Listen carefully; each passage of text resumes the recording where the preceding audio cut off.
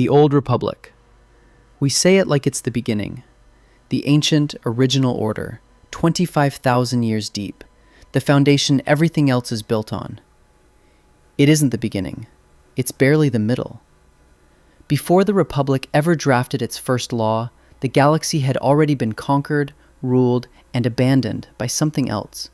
A species that didn't build hyperdrives because it didn't need them, that bent the dark side of the Force into an engine, and used it to enslave every world worth taking, tens of thousands of years before a single Jedi lit a single blade.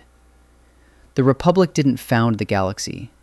It moved into a house someone else had already lived in, and died in, and left full of things that should never have been switched back on. To understand what that means, you need a number. The Galactic Republic was founded approximately 25,000 years before the Battle of Yavin. That's the number we call ancient, the foundation the prequels invoke when they want to invoke weight, the timeline that makes Yoda's 900 years feel like a footnote. Human civilization has written records going back roughly 5,000 years. The Republic alone is 5 times older than everything we've ever written down. But the Republic isn't the old thing in this story. It's the young thing. The Rakatan Infinite Empire collapsed around 25,200 BBY. The Republic was founded approximately 25,000 BBY. 200 years separate those events. The galaxy's first documented superpower didn't fade into distant myth before the Republic emerged. It collapsed, and the survivors of its slave worlds started building something new in the wreckage, using technology they'd reverse-engineered from their former masters.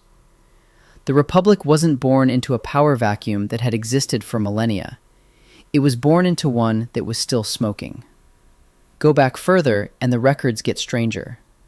Around 36,453 BBY, Force-sensitive philosophers were gathering on a world called Tython in the deep core, studying an energy field they were only beginning to understand. That organized study of the Force predates the Republic by more than 10,000 years. Then go back further still. The records themselves don't agree here, and that's the point. And you find references to beings the ancient chronicles call celestials. Their era is placed at roughly 100,000 BBY or earlier. That's 75,000 years before the Republic's founding.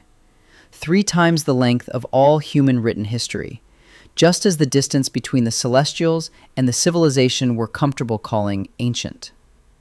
The Wikipedia entry on the Celestials, this is all Legends material, the pre-2014 expanded universe, reconstructed from fragments rather than current canon, describes them as ancient entities in the Force, the energy field that existed in all things, whose true nature couldn't be understood by the mortals of the galaxy. That framing isn't an accident. They weren't just old. They were the kind of old that even Force-sensitive scholars who studied them for centuries couldn't fully conceptualize. What they're attributed with reshapes familiar Star Wars geography entirely. The 5 planets of the Corellian system, Corellia, Salonia, Draal, Talos, Tralis, are described in Legends as having been transported through hyperspace to their current orbits by the Celestials, using planetary repulsors buried deep inside each world. Centerpoint Station, the gravity superweapon from the expanded universe, was allegedly their instrument for doing it. A structure that didn't just orbit a system, but built one, repositioning worlds the way a builder lays stones.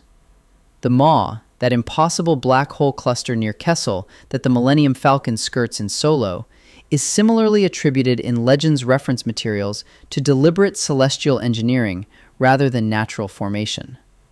None of that is current canon. Disney's continuity reset in 2014 didn't carry most of this forward, but it was the context in which every subsequent civilization existed. And the Celestials themselves left one thing behind that matters for everything that follows: the Rakata. The Wikipedia article on the Rakata species tags them, in a category note, as client species of the Celestials. The terrifying first galactic superpower we're about to describe was itself downstream of something. They were the servants. Their masters were beings whose nature couldn't be understood by mortals. The Rakata came from Lihan, in the unknown regions, humanoid, amphibian-featured, force-sensitive as a species from birth. Another civilization, the Kwa, a reptilian species from Dathomir, found them early and made a decision they spent the following millennia regretting. The Kwa taught the Rakata about the Force and handed them advanced technology. One Kwa recorded in the Legends Chronicle put it simply: "The Rakata are a pestilence upon the galaxy that, to our shame, we, the Kwa, unleashed." What the Rakata did with that foundation is the engine of the next several thousand years of galactic history. They drew entirely from the dark side of the Force, not originally as a philosophical choice, but as a species-wide orientation that became structural to everything they built. Prolonged dark side use, the Wikipedia article states directly, turned them into a race of merciless warriors. Their hyperdrives operated on a principle no subsequent civilization ever successfully replicated. The drives could perceive and travel only to worlds with a significant Force signature. Only Force-rich worlds. The Empire was, by architectural necessity, a map of everywhere the Force ran deepest in the galaxy. By 30,000 BBY, the Infinite Empire had linked over 500 Force-rich worlds across the galaxy. At its peak, roughly 10 billion Rakata held dominion over more than 1 trillion enslaved beings. Coruscant was among the conquered worlds, the planet we know as the Republic's capital, the Jedi Temple's foundation, the backdrop for every Senate chamber scene in the prequels. Before any of that, it was a Rakatan holding. The humans enslaved there were the ancestors of the humans who would eventually build the Republic. Kashyyyk was taken, Dantooine, Corellia, Hoth, Yavin. Almost every world that matters in the films appears on the list of Rakatan member worlds, because those worlds were Force-rich, and Force-rich worlds were exactly what the Infinite Empire hunted. The slave structure was systematic in its horror. Force-sensitive slaves strong enough for combat were identified by their masters and trained as Force Hounds, dark side warriors used to locate more worlds for conquest. The rest were placed into machines that converted their dark side emotions into usable energy, feeding Rakatan warships directly. The ships ran on suffering. The fuel was fear and hatred, harvested from populations the Empire had specifically targeted because those populations were sensitive enough to generate it in usable quantities. Then there was the Starforge. Built around 30,000 BBY in orbit above Lihan, it was an automated foundry drawing material and energy from a nearby star, the star Abo in the Lihan system, and combining that stellar power with the dark side of the Force to produce warships, droids, and weapons in quantities that had no theoretical ceiling. Not a factory, something more like a hungry machine that ate a star on one end and excreted an armada from the other, while simultaneously feeding on the dark side energies of everyone who operated it. The Wikipedia description is precise on this point. The Starforge began feeding off its Rakatan master's aggressive tendencies and created dark side energies that further corrupted its creators. The machine they built to make them invincible was consuming them. They served it more than it served them. A monument found on Lihan, preserved in legend sources, reads, "By definition, the Infinite Empire can't fall. It fell." Around 25,200 BBY, a plague struck, affecting only the Rakata, killing billions. A mutation of the disease accomplished what the enslaved galaxy's military resistance hadn't managed. It severed the survivors' connection to the Force.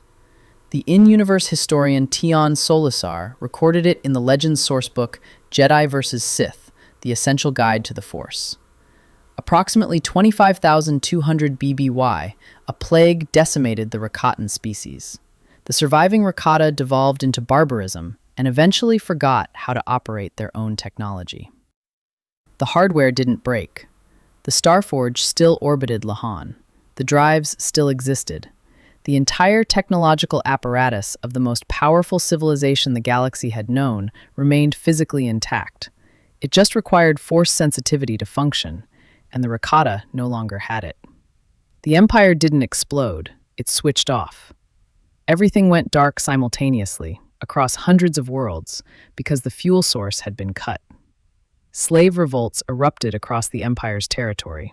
Humans, Duros, Herglics, Baragwins, Deveronians, Gossams, the subjugated species expelled their Rakatan masters. The survivors retreated to Lahan and collapsed into civil war. Warlords reduced the planet's surface to chains of islands with weapons of mass destruction. Only one faction survived intact, a group descended from the old priest caste who called themselves the Elders and who kept the history alive. When Revan encountered them thousands of years later, an elder described their people as descendants of the Rakata priests who had served during the Infinite Empire's height, over 20,000 years before. They remembered everything. They just couldn't do anything about it. The Starforge still hung above them, dead for all that time. The Republic was founded approximately 25,000 BBY, roughly 2 centuries after the collapse, when Corellians and Duros reverse-engineered the Rakatan hyperdrive into a version that worked without force sensitivity and used it to build a coalition government. Built by former slave species, using technology stolen from their masters, on top of the ruins of the civilization that had enslaved them. You've seen the wreckage throughout the films without recognizing what it was.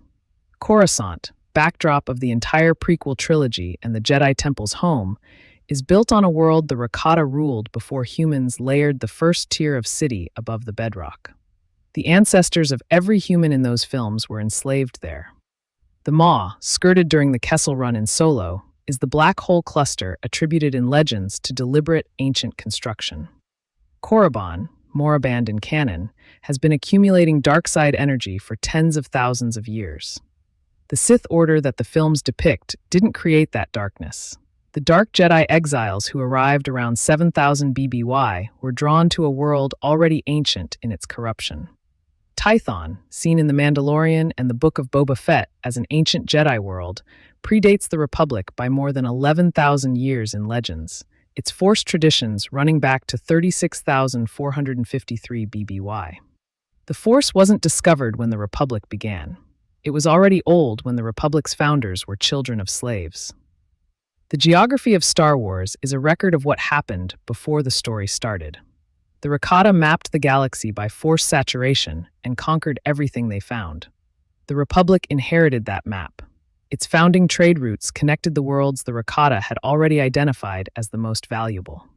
The Jedi Temple on Coruscant, the dark side concentration on Korriban, every force-significant location that the subsequent 25,000 years of galactic civilization cared about was force-significant because it was rich enough to have been targeted by the Infinite Empire. What followed is a pattern that repeats. Vitiate, the Sith Emperor of the Old Republic era, constructed a dark-side galactic empire approximately 3,660 BBY, using world-consuming force rituals where the Rakata had used harvested suffering. Different name, different species, same blueprint. Dark side as the engine of galactic domination, mass destructive consumption as the fuel, self-destruction as the result. The machine always eats its operators. The Rakata proved that first, and the galaxy kept running the same experiment. Some worlds have been dark for so long, the darkness is structural. Korriban's Force character doesn't originate from the Sith Order.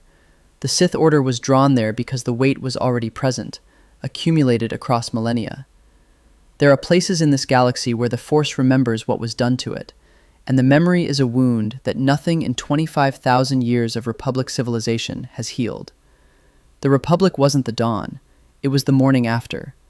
Long before the first Senator, the first Jedi, the first lightsaber, the galaxy belonged to something that built its empire out of the dark side and ruled the stars with it, and then collapsed, and left the wreckage for everyone who came after. The Jedi and Sith aren't the origin of the conflict between light and dark. They're the inheritors of a galaxy that had already been broken once before anyone alive remembers. Every empire since, Republic, Sith, Galactic, First Order, is just the latest tenant in a very old, very haunted house. The Starforge sat dormant above Lahan for 21,000 years before someone found it and turned it back on. The hardware survives. The dark places on the map are still dark.